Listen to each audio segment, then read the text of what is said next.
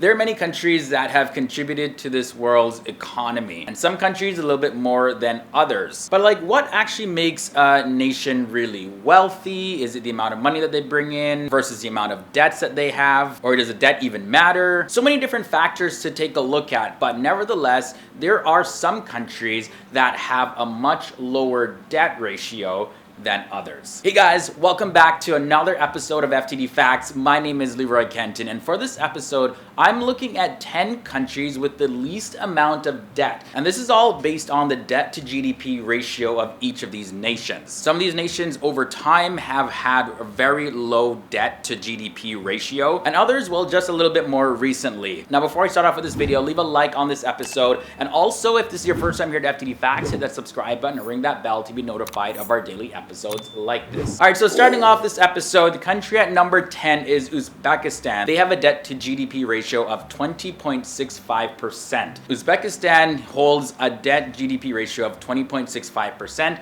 with its population of 32 million people. Now, Uzbekistan's economy is currently actually in transition to a market economy, and its foreign trade policies is really based on a lot of import substitution.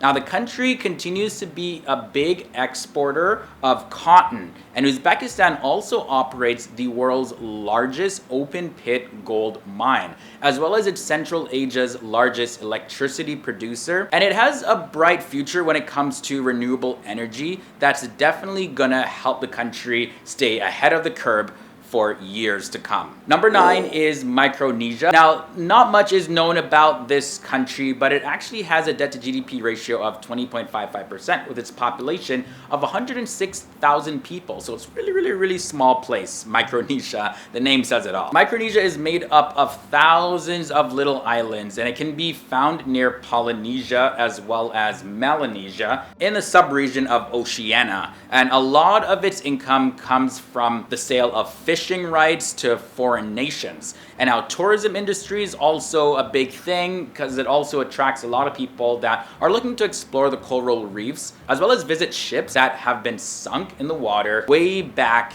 in World War II. Moving on now, the country at number 8 is Russia. They have a debt to GDP ratio of 19.48%. And now this number is based on its 144 million total population. Now, after the USSR had fallen, Russia really struggled to pay back a lot of its debt, which eventually resulted in a financial crisis back in the year 1998. So by the time the year 2006 rolled around, Russia had finally repaid most of its debts. And since then, Russia's economy has continued to gain a lot of strength, including triumphing out of the global financial crisis back in the year 2008, and rose up a lot higher than expected. The United Arab Emirates comes in at number 7, and they have a debt to GDP ratio of 19.35%. They also have a total population of 9.7 million people, and this makes it one of the countries with the lowest debt. Now, the United Arab Emirates has become a lot less reliant on oil and gas and more towards tourism, bringing people in because they want to see what this whole country is all about, especially Dubai. Also, a lot of corporate businesses want to do business in the UAE as well. Now, as the economy continued to grow over the last 30 years, the United Arab Emirates has benefited from more attention from organizations that are looking to set their foot in the Middle East. So like I said, the Solomon Islands, they have a debt to GDP ratio of 16.41% among a population of 635,000 people. Now, it consists of 6 major islands and 900 smaller islands, and the Solomon Islands has come a long way since the government was actually found to be bankrupt back in the year 2002. Now, a lot of help from Australia, New Zealand, the European Union, as well as Japan and China really helped them establish its economy again, although the country is still one of the lesser developed nations. Halfway in at number 5, we have Congo, and they have a debt to GDP ratio of 13.31%. Its full name is the Democratic Republic of Congo, and it maintains a debt to GDP ratio of 13.31% from a population of 86 million people. Now, it's the largest country in sub-Saharan Africa, and it's regularly plagued with socio-political conflict. Since the year 2015, it's been the site of an ongoing military conflict, and Congo is also very rich in natural resources. However, it does not have the political stability as well as all of the infrastructure or even the right amount of knowledge to adequately cultivate and use all of their resources for economic growth. Well, not as yet, at least. The country's still making great strides to try to move forward. Botswana comes in at number 4. They have a debt to GDP ratio of 12.84%, with a population of 2.3 million people. Now, this is a landlocked southern African country. Now, back in the year 2009, Botswana, they received $7 million from the US. And this was all to help them reduce their debt while making sure that they increased conservation efforts. Now, since then, Botswana has produced a lot of stable fiscal policies despite overexploitation of certain resources, which have had a major effect on the country. Moving on now to number 3, we have the country of Estonia. They have a debt to GDP ratio of 8.4%. So Estonia is one of the countries with the lowest amount of debt. Now, it records a debt to GDP ratio of 8.12% with a population of 1.3 million people. Estonia's balanced budget, as well as their next to non-existent public debt, has made it the country with the lowest amount of debt in the European Union. The country surprisingly continued to maintain a flat rate income tax, free trade, as well as a strong culture of innovation and competitive commercial banking sectors. So Estonia has been really fortunate to have a continued rapid economic growth. Afghanistan comes in at number 2. They have a debt to GDP ratio of 6.32%, but that number has increased to 7.1% according to some estimates. Now, they have a population of 37 million people in their country, and Afghanistan imports over $6 billion in goods and also exports $650 million annually, and has less than $1.5 billion in total debt. Afghanistan also has more than $1 trillion in mineral deposits,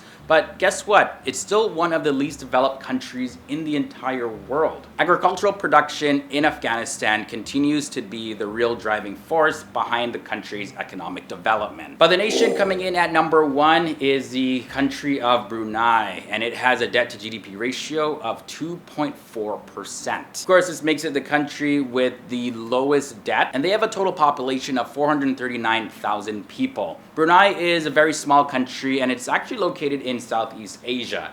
Now, despite this though, Brunei has been ranked as one of the richest nations based off of its petroleum and natural gas development. Now, having gained independence from the UK back in 1984, its economic growth has had a rapid increase since the 1990s. Alright guys, so that was a brief look at 10 countries with the least amount of debt based on the debt to GDP ratio. Now, let me know, were you surprised with this list? Which countries did or didn't you expect to see? Let me know down below in the comments section. Alright guys, so before we wrap this episode up, I'm going to be responding to some of your comments, specifically those of you who commented on our video, 10 countries with the most debt. So let's see what you guys had to say.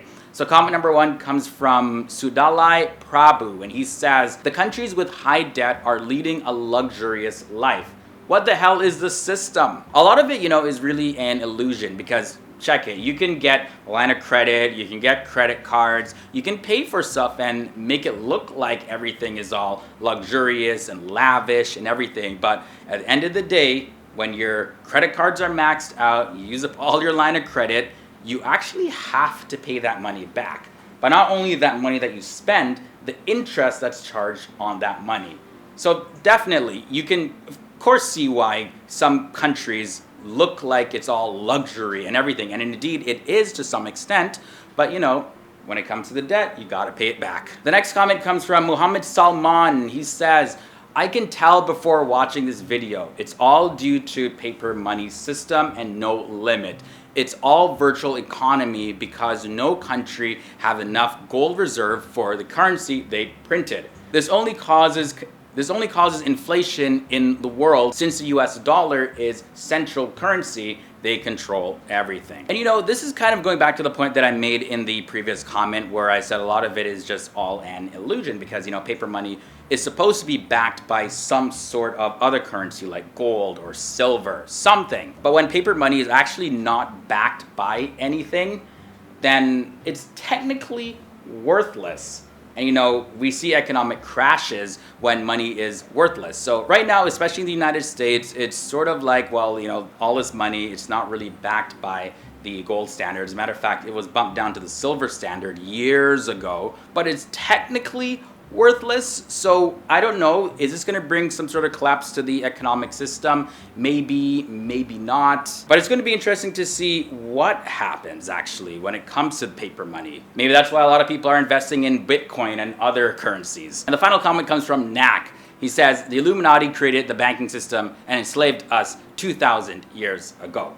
So whether you believe in that or not, bottom line is, if you're still using the banking system and you believe that it was put in place to enslave you, aren't you then still a part of the problem? If you're worried about all of that, just stop using the banking systems. Figure out another way to live. You actually don't need a bank account to live.